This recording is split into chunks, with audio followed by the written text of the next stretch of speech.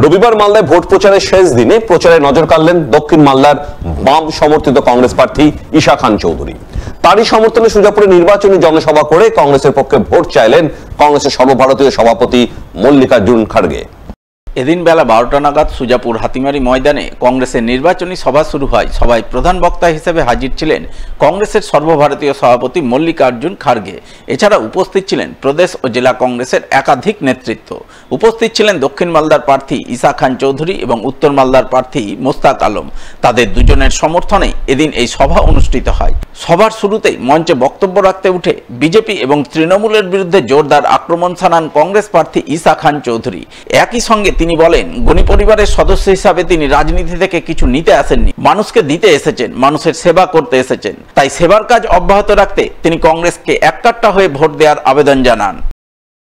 আপনারা জানেন যে আমাদের দল মহাত্মা গান্ধী তৈরি করার দল, প্রথম থেকে তৈরি হয়েছেন গরিব মানুষের জন্য সেবা করার। কিন্তু আজকে বন্ধুগণ, যে দুই সরকার আছে তার কাছে আপনারা কোনো সেবা পাচ্ছেন না, কোনো উন্নয়ন পাচ্ছে না। যে সরকার আছে রাজ্যতে সে টাকা ছাড়া কোনো কাজ করে না। যেমন আপনারা জানেন মা বোনদের জন্য লক্ষ্মী ভান্ডার 1000 টাকা দিচ্ছে এখন। কিন্তু বন্ধুগণ, আপনারা কি কোনোদিন চিন্তা করেছেন যে যেমন মা বোনদেরকে 1000 টাকা দিচ্ছে, ছেলেদের কাছ থেকে 14 লক্ষ টাকা ঘুষ খাচ্ছে চাকরির জন্য? কোনোদিন চিন্তা করেছেন? তো বন্ধুগণ, এটাকে সেবা বলে না। সেবাকে বলে যে বরকত গনি খান সাহেব করতেন, উনি হাজার হাজার জায়গা উন্নয়ন করেছেন, উনি লক্ষ লক্ষ চাকরি দিয়েছেন মালদার মানুষকে, দেশের মানুষকে, আর উনি 1 পয়সা খায়নি, উনি কোনোদিন টাকা পয়সা খায়নি। এটাকে বলে সেবা। যে সরকার আছে কেন্দ্রতে, বিজেপি সরকার, আপনারা জানেন তাদের প্রতিশ্রুতির কোনো দাম নেই। তারা কোনো উন্নয়ন করেনি, কোনো কাজ করেনি দেশের মানুষের জন্য, কারোর জন্য কিছু করেনি। 10 বছর আগে বলেছেন 2 কোটি চাকরি দিবে গরিব ছেলে মেয়েদেরকে প্রতি, তার মানে এখন অব্দি আমাদের পাওয়ার উচিত 20 কোটি চাকরি। ঠিক তো? আমরা কি পেয়েছেন? যুবকদেরকে জিজ্ঞেস করেছেন আপনারা 20 কোটি চাকরি পেয়েছেন? কিচ্ছু পাইনি, কিচ্ছু পাইনি, কোনো সেবা পাইনি, কোনো উন্নয়ন পাইনি। সমস্ত জিনিসের দাম, কুকিং গ্যাস, তেল, অয়েল, গ্যাস, সব জিনিসের দাম বেড়ে গেছে। গরিব লোকরা দেশের আরো গরিব হয়ে গেছে।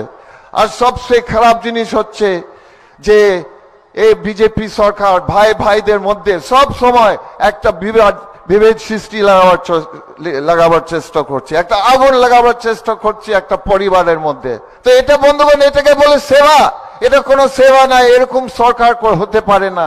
বন্ধুগণ, আমাদের পরিবার গনি খান পরিবার, আমরা এসছি সেবা করতে। আপনারা জানেন যে দালুবাবু একটা বিদ্যালয় এনেছেন, আমাদের ইউপিএ সরকার 700 কোটি টাকা দিয়েছেন। জানেন তো? Ghani Khan institute of engineering and technology, সবাই জানেন তো? দালুবাবু 150 একরের জমি দান দিয়েছে, 150 একর। এটাকে বলে সেবা। আর সবচেয়ে শেষ কথা যে আমি বলছি, আপনারা ধ্যান দিয়ে শুনবেন, ধ্যান দিয়ে শুনবেন। আমরা নিতে আসিনি, আমরা দিতে এসছি। আমাদের পরিবার দিতে এসছি, আমাদের ইন্ডিয়া অ্যালায়েন্স দিতে এসছি, আমাদের জোট আপনাদের কাছে উন্নয়ন সেবা দিতে। আজকে এই আনন্দের দিনে আমরা সব কিছু ভুলে যেয়ে বলতে চাই, ভারতবর্ষে কংগ্রেসকে ফিরিয়ে আনুন, কংগ্রেসকে ফিরিয়ে আনুন, কংগ্রেসকে ফিরিয়ে আনুন।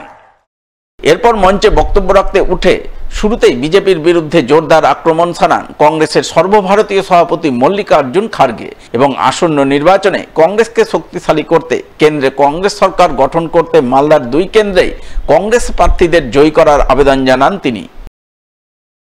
हिंदुस्तान के नक्शे पर कि एक खास मालदा एक खास हैसियत है, एक पहचान है। मुझे बताया गया कि ये वही मैदान है जहां कभी इंदिरा जी, राजीव जी, सोनिया जी ने आपको संबोधित किया है। भारत के राजनीतिक इतिहास में मालदा के सुपूत एबी गनी खान चौधरी, एक बहुत बड़ा योगदान उन्होंने दिया इस एरिया को। डॉक्टर बाबा साहब अम्बेडकर ने इस देश का दस्तूर लिखा, वही देश की कॉन्स्टिट्यूशन है और उसके तहत ही हमको चलना चाहिए। लेकिन मोदी जी ये करते नहीं। मोदी जी हमेशा कांग्रेस को गालियां देके वो आगे आना चाहते हैं। इतना ही नहीं, लोगों को भड़काने का काम कर रहे हैं। नरेगा का काम सोनिया गांधी और मनमोहन सिंह ने किया। क्या मोदी ने ऐसा कोई कार्यक्रम पहले किया? पढ़ने के लिए राइट टू एजुकेशन किया, क्या ऐसा कोई काम मोदी ने किया है? वो तो अनपढ़ को अनपढ़ रखना चाहता है, गरीब को गरीब रखना चाहता है, दबाना चाहता है, कुचलना चाहता है। ऐसा आदमी है। ऐसे पार्टी को आप वोट देंगे? उसने क्या किया? कुछ नहीं। हर एक के जेब में 15-15 लाख डालूंगा, कहा या नहीं कहा? 15 लाख मिले आपको? अरे कैसा प्राइम मिनिस्टर झूठ बोलता है। फिर उसने ये कहा, मेरे नौजवान साथियों, मेरे युवक भाइयों, आपको हर साल 2-2 करोड़ नौकरियां दूंगा। 10 साल में कितना देना था? 20 करोड़ नौकरियां। आपको 20 करोड़ नौकरियां मिले? ये भी झूठ है। इसी के लिए मैं कभी कभी उनको बोलना पड़ता है, मोदी जी आप झूठों के सरदार हैं। मैं आपसे अपील करता हूं, पंजे को वोट दो।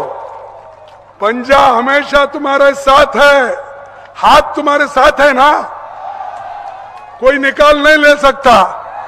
लेकिन कमल का फूल सुबह निकाले, शाम में मुरझा जाता है, सूख जाता है। तो इसीलिए हमेशा के लिए हमारे साथ रहने वाले, इनको आप वोट देकर जिताइए।